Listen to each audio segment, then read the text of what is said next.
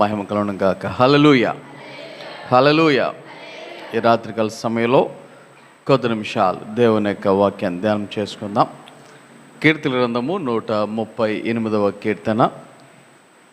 కీర్తన గ్రంథము 138వ కీర్తన 6వ వచనాన్ని చదువుకుందాం. యెహోవా మహోన్నతుడైనను ఆయన దీనులను లక్ష్యపెట్టును. ఆయన దూరము నుండి గర్విష్ఠులను బాగుగా ఎరుగును.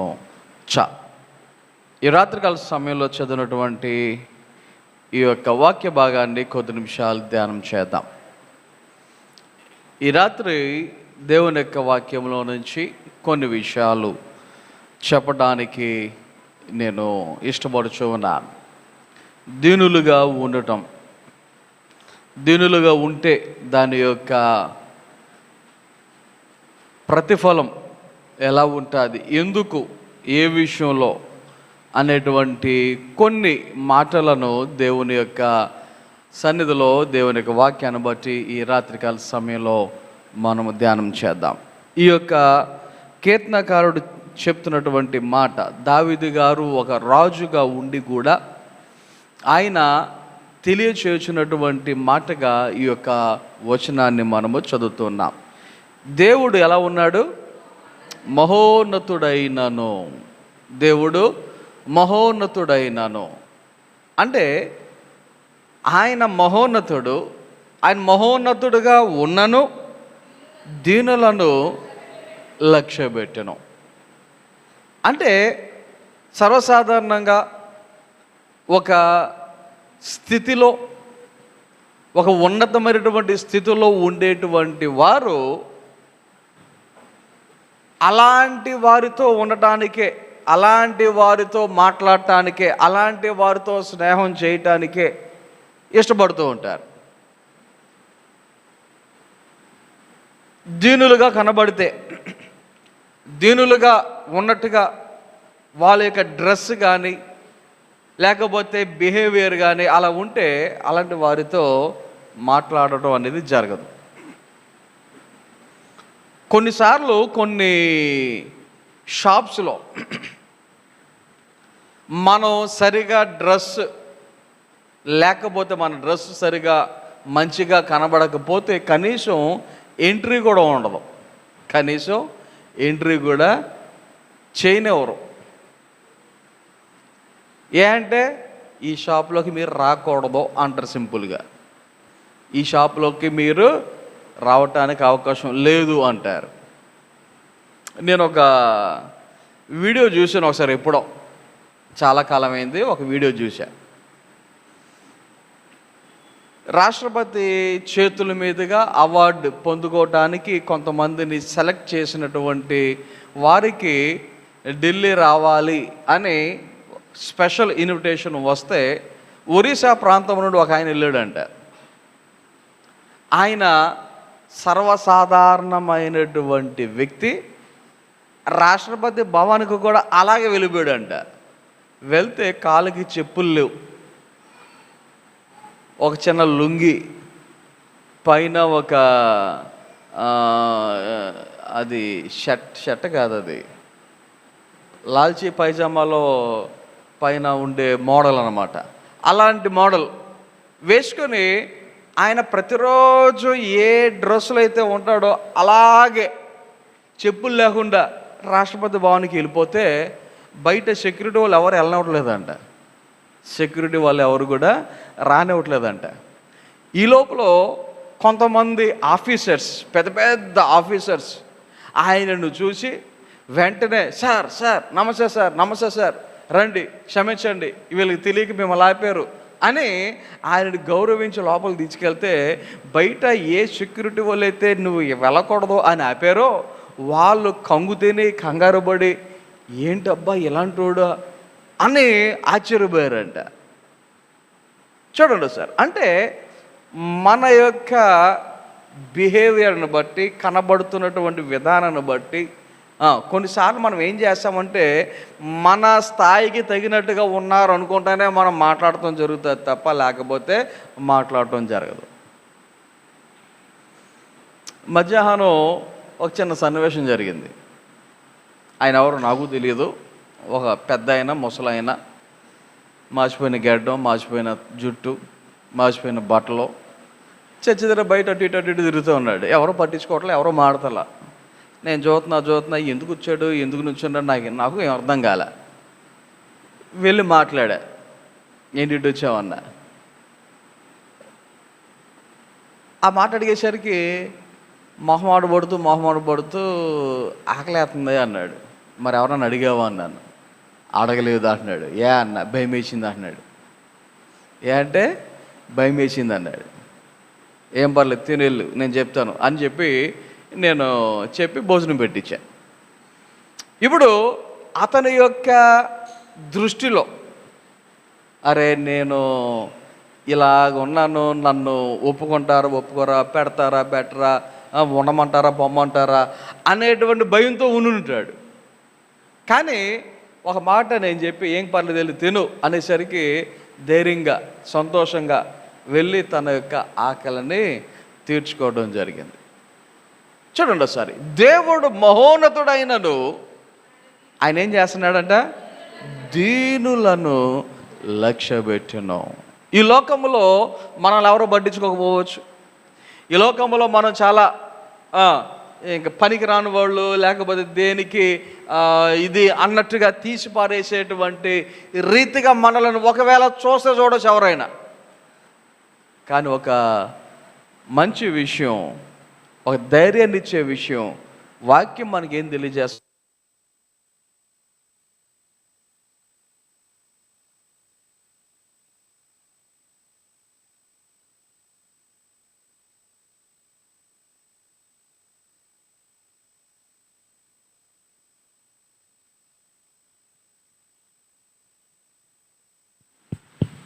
ఓకే, ఆయన ఏం చేస్తున్నారంట, దీనులను లక్ష్యపెట్టును.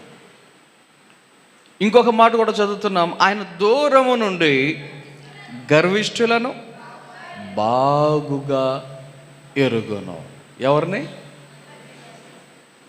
మనసులో గర్వం ఉన్న, మాటలో గర్వం ఉన్న, చూపులో గర్వం ఉన్న, బిహేవియర్లో గర్వం ఉన్న, ఎక్కడ గర్వం ఉన్నా ఆయన ఏం చేస్తాడంట, బాగుగా ఎరుగును. వారు దగ్గరికి దగ్గరికి రావాల్సినటువంటి పనిలే, దూరముగా ఉన్నను ఆయన అటువంటి వారిని నేను ఎరిగి ఉన్నాను అని తెలియచేస్తా ఉన్నాడు. కాబట్టి ఈ రాత్రికాల సమయంలో మనమందరం కలిసి ఒక చిన్న ఆలోచన చేద్దాం. దేవుని ఎదుట ఎంతవరకు దీనులుగా ఉండగలుగుతూ ఉన్నాం. అలా ఉంటే దేవుడు మనలను లక్ష్య పెడతాడు అనేటువంటి విషయాన్ని ఎవరు కూడా మర్చిపోకూడదు.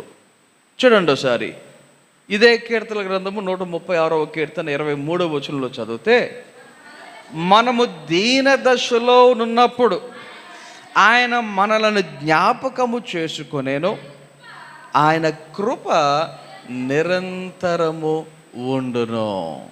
దేవుని యొక్క వాక్యంలో చదువుతున్నాం, మనలను ఎప్పుడు జ్ఞాపకం చేసుకున్నాడంట, దీన దశలో ఉన్నప్పుడు. ఎప్పుడు? దీన దశలో ఉన్నప్పుడు.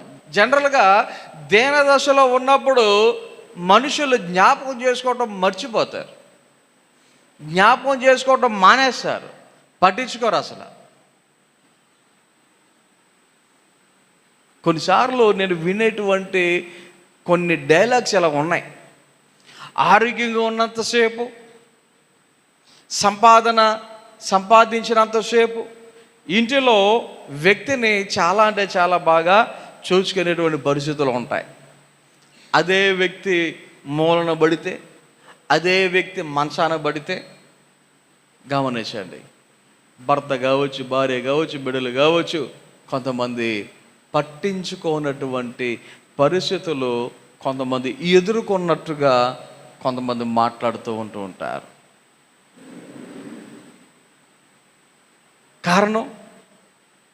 కారణం దీనదశ. కానీ మన దేవుడైతే దీన దశలో ఉన్నప్పుడు కూడా ఆయన ఏం చేస్తున్నాడు? మనలను జ్ఞాపకము చేసుకొనును కాదు, జ్ఞాపకము చేసుకొనేను. ఆల్రెడీ ఆయన ఏం చేస్తూ ఉంటాడు? మనలను జ్ఞాపకం ఉంచుకుంటూ ఉంటాడు. ఈ కృప వాక్యంలో చదువుతున్నా కూడా, ఆయన కృప నిరంతరము ఉండను.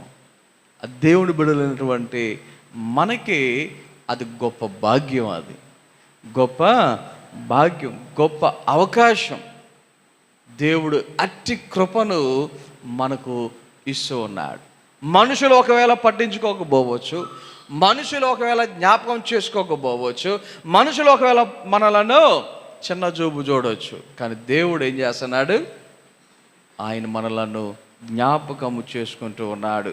మనందరికి తెలిసినటువంటి ఒక వచనం మత్తయి సువార్త 5వ అధ్యాయంలో యేసయ్య కొండ మీద ప్రసంగం చేసుకుంటా ఆయన చెప్పినటువంటి మాటల్లో 3వ వచనంలో ఒక మాట కనబడుతుంది.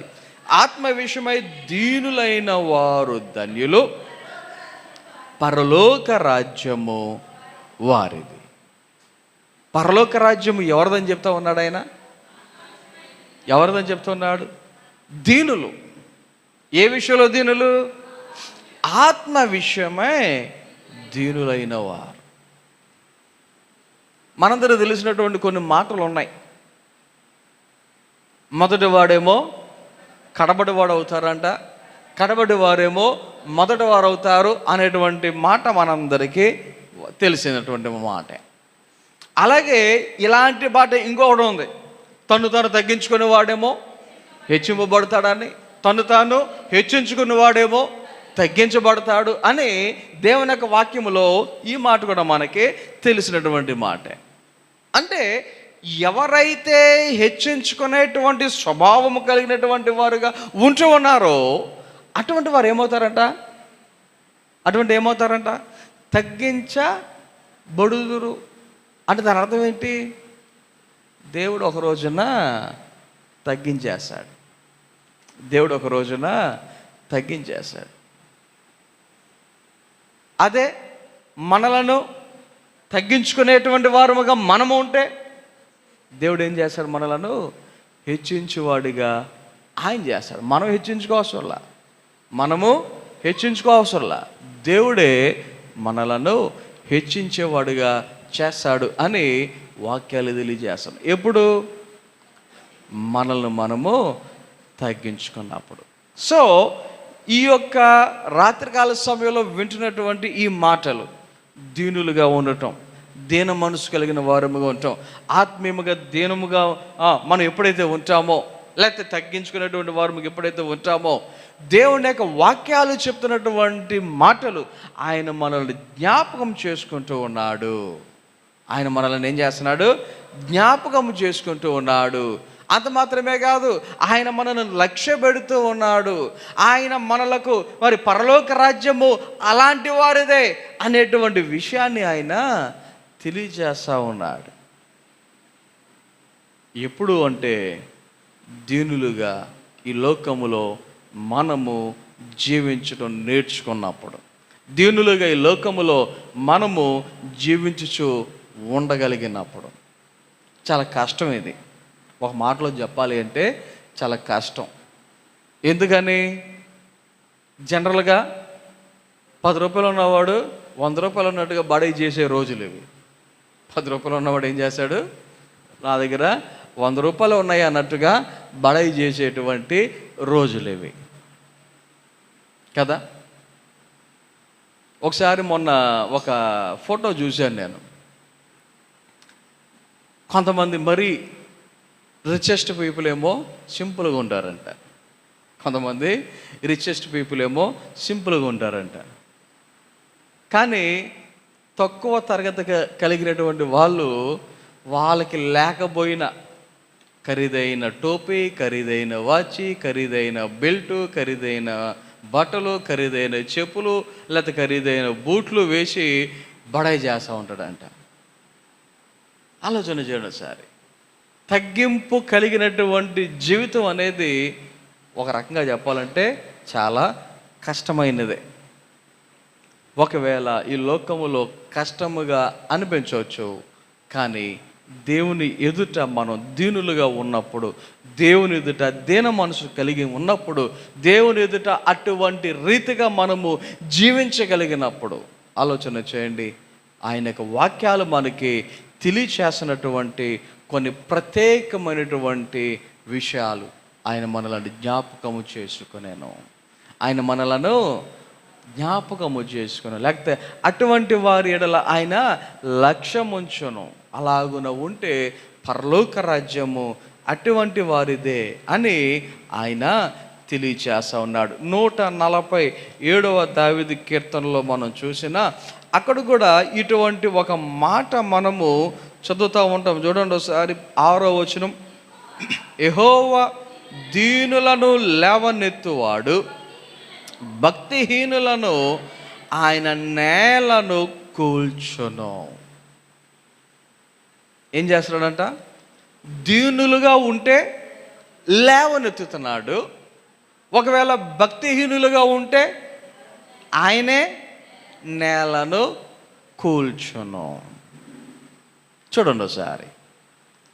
ఇప్పుడు లేవనెత్తును అంటే దాని అర్థం ఏంటి? పడిపోయినటువంటి స్థితిలో ఉన్నటువంటి వారిని పైకి లేపడం. అయితే భక్తిహీనులుగా ఉంటే ఆయనే మనలను నేలను కూల్చును. సో నేలన కూల్చబడిన వారు ఎవరు? భక్తిహీనులు. కూల్చబడినటువంటి స్థితిలో ఉన్నది ఎవరు అంటే భక్తిహీనులు. మనము లేపబడాలి అంటే మనం ఏమవ్వాలి? లేపబడాలి అంటే మనం ఇప్పుడు ఎలా మారాలి అంటే దీనులుగా మారాలి. ఎలా మారాలి? దీనులుగా మారాలి. మనం దీనులుగా మారగలిగినప్పుడు, ఎలాగా? దీనులుగా మారగలిగినప్పుడు, దీనులుగా మారినప్పుడు ఆటోమేటిక్గా పడిపోయినటువంటి స్థితిలో ఉన్నటువంటి మనలను దేవుడే ఏం చేస్తాడంట? లేవనెత్తును. సో మన యొక్క జీవితంలో భయము భక్తి అనేది మనందరికీ తెలుసు. దేవుని ఎడల ఎలా ఉండాలి ఏంటి అనేటువంటి విషయాలు మనందరికీ తెలుసు. అయితే భక్తి విషయంలో మనము బలము కలిగిన వారముగా ఉంటున్నామా? భక్తిహీనులుగా ఉంటున్నామా? ఎవరైనా సరే ఆరోగ్య విషయంలో బలంగా ఉన్నటువంటి వాళ్ళ పరిస్థితులు ఒకలాగా ఉంటాయి, బలహీనులుగా ఉన్నటువంటి వారి పరిస్థితులు మరొకలాగా ఉంటాయి. అవునా కాదా? బలంగా ఉన్న వాళ్ళు తక్కువ లెగిస్తారు, కూర్చుంటారు, పడుకుంటారు, అన్నీ చేస్తారు. బలహీనులుగా ఉంటే లేపాలి, పడుకోబెట్టాలి. అవునా? ఆలోచన చేయండి ఒకసారి. ఎంత తేడా. సో ఆత్మీయ విషయంలో మనము ఎలా ఉంటున్నాం? మన భక్తి విషయంలో ఎలా ఉంటున్నాం? బలంగా ఉంటున్నామా? బలహీనులుగా ఉంటున్నామా? బలహీనులుగా ఉంటే దేవుడే మనలను నేలను కూల్చును. పర్టికులర్గా ఆయన ఏం కూల్చ అవసరంలా, మనమే కూలిపోతాం. ఇంకో మాటలో చెప్పాలంటే మనమే ఆటోమేటిక్గా కూలిపోతాం. అయితే ఎప్పుడైతే మన యొక్క జీవితంలో దీనులుగా మనలను మనం తగ్గించుకొని మనల్ని మనం దేవునికి అప్పచెప్తామో, దేవుడు ఆటోమేటిక్గా ఏం చేస్తానంటున్నాడు? లేపుతానంటూ ఉన్నాడు. ఇంకో మాటలో దీనులుగా ఉండడం అంటే దేవుని ఎదుట, దేవా నా వల్ల ఏం కాదు, సమస్తము నీవే అని దేవుని మీద ఆధారపడటం. ఏం చెప్పండి? దేవుని మీద ఆధారపడటం. సమస్త విషయములో, ప్రతి విషయములో, దేవా నా అంతటా నేను కాదు, నీవే నాకు సహాయం చేయి. ఎప్పుడైతే ఆ ప్రకారంగా మనల్ని మనము దేవునికి అప్పగించుకుంటామో, దేవుడు ఏం చేస్తాడు? లేవనెత్తుతాడు. గమనించండి, దేవుని యొక్క వాక్యములో ఇంకొక మాట మనం చదువుతాం. యాకోబు పత్రికలో 4వ అధ్యాయంలో ఈ మాట కనబడుతూ ఉంటుంది. యాకోబు పత్రిక 4వ అధ్యాయంలో ఈ మాటను మనము చూస్తూ ఉంటాం. 6వ వచనం.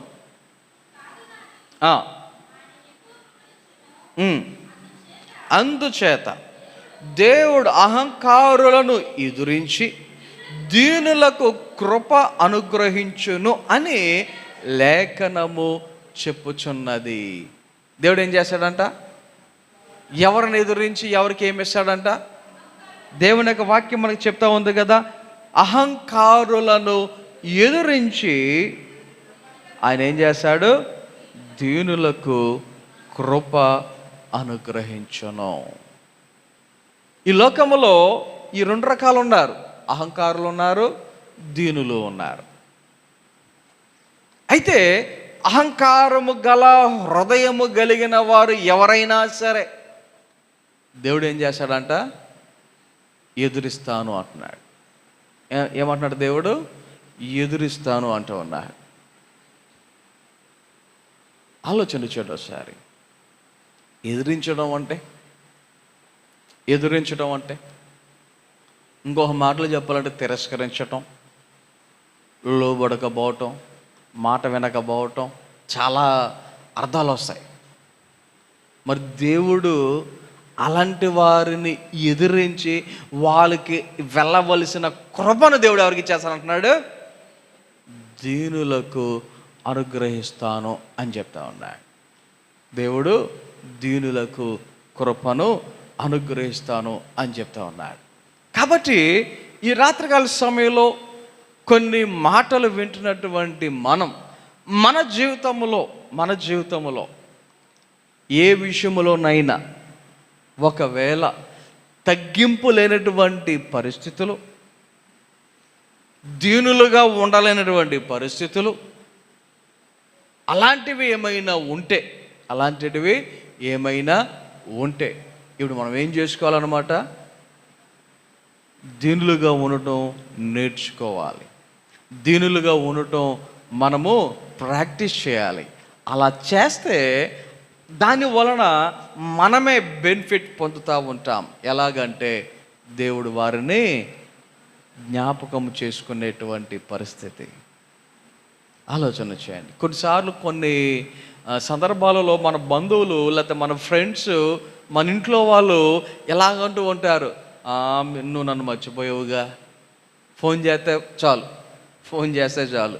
ఫోన్ చేసిన అంటే ఒకవేళ గ్యాప్ ఎక్కువగా వచ్చిన తర్వాత ఫోన్ మాట్లాడినటువంటి పరిస్థితులు ఉంటే కొన్నిసార్లు కొంతమంది వేసే డైలాగ్ ఏంటి? నేను గుర్తుంటానేంటి, నన్ను మర్చిపోయో అనేటువంటి డైలాగులు కామన్గా మనకి వస్తూ ఉంటాయి. చూడండి ఒకసారి. ఇప్పుడు మర్చిపోయావు అనేటువంటి మాట వాళ్ళు ఎందుకు మాట్లాడారు? తరచుగా వాళ్ళతో మనము మాట్లాడలేదు కాబట్టి. అది జ్ఞాపకం ఉంటే ఎప్పుడు కూడా మనం ఏం చేస్తాం? మాట్లాడుతూ ఉండేటువంటి పరిస్థితులు ఉంటాయి కదా. సో దేవుడు ఆయన ఏం చేసేవాడు ఉన్నాడంట? దీనులను జ్ఞాపకం చేసుకునేను. అంటే ఆయనకు ఎవరిష్టం? దీన మనస్సు కలిగిన వారు అంటే ఆయనకు చాలా ఇష్టం. దీన మనస్సు కలిగిన వారు. ఎప్పుడైతే అటువంటి స్థితిని మనము కలిగి ఉంటామో దేవుడు చెప్తున్నటువంటి మాట, నేను వారిని జ్ఞాపకము చేసుకుంటాను. దావీదు గారు ఒక సందర్భంలో ప్రార్థన చేస్తూ ఆయన దేవునిని అడుగుతున్నప్పుడు ఇలా చెప్పి అడుగుతూ ఉంటాడు. 86వ కీర్తనలో ఆ మాట మనకు కనబడుతుంది. మొదటి వచనంలో, యెహోవా నేను దీనుడను దరిద్రుడను, చెవియొగ్గి నాకు ఉత్తరమేమో. ఏమని ప్రార్థన చేస్తున్నాడు ఆయన? నేను దీనుడనయ్యా. నేను ఎవరిని? దీనుడను. చెవియొగ్గి నాకు ఉత్తరమేమో. జవాబు కావాలి నాకు. నేను దీనుడను, దరిద్రుడను, నాకేం కావాలి? నీ దగ్గర నుండి జవాబు కావాలి. వేరే వాళ్ళైతే అలాంటి వారికి జవాబు ఇవ్వకపోవచ్చు, అలాంటి వారి మాట వినకపోవచ్చు, పట్టించుకోకపోవచ్చు. స్టార్టింగ్లో చెప్పాను కదా, మన డ్రెస్సింగ్ సెన్స్ సరిగ్గా లేకపోతే కొన్ని షాప్స్లోకి మనల్ని కనీసం ఎంట్రీయే నిరాకరిస్తారు. రావద్దు, మీలాంటి వాళ్ళు కాదు అని చెప్తారు. రీసెంట్గా ఒక న్యూస్ చదివాను నేను. ఒక ఆవిడ చైనా దేశంలో ఒక కారు షోరూమ్కి వెళ్ళిందంట. వెళ్ళి ఈ కారు ఎంత అని అడిగిందంట. ఈ కారు ఎంత అని అడిగిందంట. వాళ్ళు జవాబు చెప్పలేదంట, ఈవిడ మాట వినలేదంట.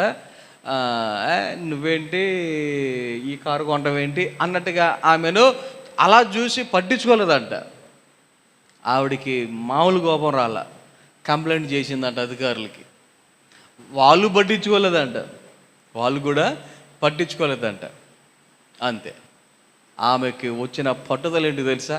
నేను ఎలాగైనా కష్టపడాలి, ఎలాగైనా సంపాదించి ఈ కారు కొనాలి అని మైండ్లో పెట్టుకుంది టార్గెట్. దానికి తగ్గట్టుగా కష్టపడటం మొదలుపెట్టింది. కొన్ని సంవత్సరాలకి డబ్బులు సంపాదించింది. అదే షాపుకి వెళ్ళి అదే కారు కొందంట. ఆ కారు కొన్నప్పుడు మేడం మేడం మేడం అని పిలుతున్నారంట వాళ్ళు. అంతకుముందు వెళ్ళినప్పుడు కనీసం ఈ రేట్ ఎంత అని అడిగితే కూడా వాళ్ళు జవాబు చెప్పలేదంట. నువ్వేంటి కారు ఎందుకు కొంటావులే అన్నట్టుగా. చూడండి సార్, దేవుడు దీనులను ఆయన మర్చిపోడు, ఆయన జ్ఞాపకం ఉంచుకుంటాడు, లక్ష్య పెడతా ఉన్నాడు. కాబట్టి ఆఖరికి ఒక్క వచనం మీకు జ్ఞాపకం చేసి నేను ముగిస్తాను. పేతురు రాసిన మొదటి పత్రిక 5వ అధ్యాయం 6వ వచనంలో ఈ మాట ఇలా కనబడుతుంటుంది. దేవుడు తగిన సమయమందు మిమ్మును హెచ్చించున్నట్లు ఆయన బలిష్టమైన చేతి క్రింద దీన మనస్కులై ఉండుడి. ఏం చేయాలంట? ఎలా ఉండాలంట? దీన మనస్కులై ఉండుడి. ఎందుకు ఉండాలి? ఆడ వాక్యం చెప్తా ఉంది ఏమని? తగిన సమయమందు. ఏ సమయం? తగిన సమయమందు. ఒక సమయం అనేది రాబోతూ ఉంది. ఆ సమయం వచ్చినప్పుడు ఆయన మనల్ని ఏం చేస్తాడంట? హెచ్చించున్నట్లు. ఆయన మనల్ని హెచ్చించాలి అంటే అప్పటి వరకు ఎలా ఉండాలి? తగ్గింపు, దీన మనస్కులుగా ఈ లోకములో మనము జీవించాలి. మానవుని యొక్క ఆతృత ఏంటంటే మనల్ని మనము హెచ్చించుకోవటమే. కొన్నిసార్లు కొంతమంది వాళ్ళ గురించి వాళ్ళే డబ్బాలు కొట్టుకుంటూ ఉంటారు.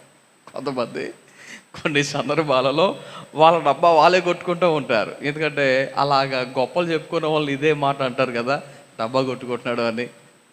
చూడండి ఒకసారి, ఒకవేళ వాళ్ళంతటా వాళ్ళ గురించి వాళ్ళే చెప్పుకుంటూ ఉంటే కొన్నిసార్లు చిరాకని అనిపిస్తూ ఉంటుంది. మన గురించి మనం చెప్పుకోవడం కాదు, ఇతరులు చెప్పగలిగేటట్లుగా మనము ఉండాలి. ఎప్పుడైతే మన జీవితంలో అటువంటి రీతిగా మనము జీవించగలుగుతామో, ఎప్పుడైతే మనము అలాంటి స్థితిని కలిగి ఉండగలుగుతామో, దేవుడు చెప్తున్నాడు, తగిన సమయంలో నేను మిమ్మల్ని హెచ్చిస్తాను. దేవుడు హెచ్చించిన తరువాత ఇంకా మనలను తగ్గించేది ఎవరు చెప్పండి ఒకసారి? దేవుడు హెచ్చించిన తర్వాత మనలను తగ్గించేవాడు ఎవడు చెప్పండి ఒకసారి? కాబట్టి దేవుడు హెచ్చించే వరకు, తగిన సమయం వరకు ఈ లోకంలో మనము దీన మనస్కులుగా ఉందాం. దేవుడు అటువంటి వారిని జ్ఞాపకం చేసుకుంటూ ఉన్నాడు, లక్ష్య పెడుతూ ఉన్నాడు, అటువంటి వారి ప్రార్థన ఆలకించుతూ ఉన్నాడు, అటువంటి వారిని దేవుడు కోరుకుంటూ ఉన్నాడు. ఆ ప్రకారంగా మనం జీవిద్దాం. కొద్ది మాటలు దేవుడు మనందరి వినికిడిలో ఫలింపచేసి నడిపించును గాక. ఆమేన్. ప్రార్థన చేసుకుందాం. అందరూ కూడా తలలు వంచండి, కళ్ళు మూసుకొని మోకరించండి. ఈ సమయంలో మనం కొద్ది నిమిషాలు ప్రార్థన చేసుకుందాం. అందరూ కూడా తలలోంచండి, కళ్ళు మూసుకోరండి. ప్రార్థన. మహోన్నతుడా, గొప్ప దేవా, నీ ఘనమైన నామమునకు వందనాలు, స్తోత్రాలు. దేవా, మేము ప్రార్థన చేసిన రీతిగా పాటల్లో, వాక్యంలో, ప్రార్థనలో మీరు మమ్మల్ని నడిపించే విధానాన్ని బట్టి వందనాలు. మరి ముఖ్యంగా కొన్ని విషయాలు నీ వాక్యం ద్వారా ధ్యానం చేసి ఉన్నాం. ప్రతి ఒక్కరం దీన మనసు కలిగి ఉండటానికి, దీనులుగా ఈ లోకములో మమ్మను మేము తగ్గించుకొని నిబిడులుగా, నీకు ఇష్టలుగా మేము జీవించడానికి సహాయం చేయమని ప్రార్థన చేయుచున్నాం. అలాగే ఈ రాత్రి నీ సన్నిధిలో ఉన్నటువంటి బిడ్డలందరూ బట్టి వందనాలు. వారి జీవితాలలో నిబిడులుగా వారు ఎదగటానికి, వరదలటానికి సహాయం చేయమని ప్రార్థన చేయుచున్నాం. ఎవరికి ఎటువంటి అవసరతలు ఉన్నాయో సమస్య మెరిగినటువంటి దేవుడవు సహాయం దయచేయండి. అలాగే రేపు జరగబోయే ఆరాధన కోడికలు తోడుగుండండి. ప్రతి ఒక్కరం ఆత్మీయముగా దేవా సిద్ధపడి ఆత్మతో సత్యముతో నేను ఆరాధించడానికి నీ సన్నిధిలో ఉండులాగున మాకు సమయమును అనుగ్రహించమని ప్రార్థన చేయుచున్నాం. అలాగే ఈ సమయంలో ఎవరికి ఎటువంటి పరిస్థితులు ఉన్నాయో సమస్య మెరిగినటువంటి దేవుడవు అందరి విషయాలలో సహాయం దయచేయమని, మరి ముఖ్యముగా దేవా ప్రత్యేకమైనటువంటి అవసరతలు కలిగినటువంటి ప్రతి ఒక్కరిని జ్ఞాపకం చేసుకున్నామని, నిబిడులుగా ఎదగటానికి, వరదలటానికి సహాయం చేయమని, వరదల్లో చిక్కుకొని ఇబ్బందులు ఉన్నటువంటి వారిని జ్ఞాపకం చేసుకుంటూ ఉన్నాం. దేవా, నీ యొక్క కనికరము, నీ కృప వారి మీద ఉంచి వారు త్వరగా కోలుకొని వారు యథావిధిగా వారు ముందుకు కొనసాగటానికి సహాయం దయచేయమని, దేవా మీరు ఇచ్చిన సమయాన్ని బట్టి, అవకాశాన్ని బట్టి వందనాలు, స్తోత్రాలు తెలియజేసుకుంటూ నిబిడలమైన మేము నీ సంధి విడిచి మా గురాలకు వెళ్ళుచూ ఉండగా నీ మెండైన దేవునులతో, ఆశీర్వాదములతో మమ్మల్ని నింపి ఈ రాత్రి ప్రతి ఒక్కరికి మంచి నిద్ర అనుగ్రహించి ఉదయాన్నే లేచి నేను స్తుతించడానికి, మహిమపరచడానికి నీ సన్నిధికి నడిపించమని యేసు నామమున ప్రార్థన చేయుచున్నాము తండ్రి, ఆమేన్. మన తండ్రి అయిన దేవుని ప్రేమ, కుమారుడైన యేసుక్రీస్తు వారి కృప, పరిశుద్ధాత్మిక నుండి సహవాసము, సహాయము, కాపుదల, నడిపింపు ఇప్పుడు ఎల్లప్పుడు సదాకాలము తోడని నడిపించును గాక.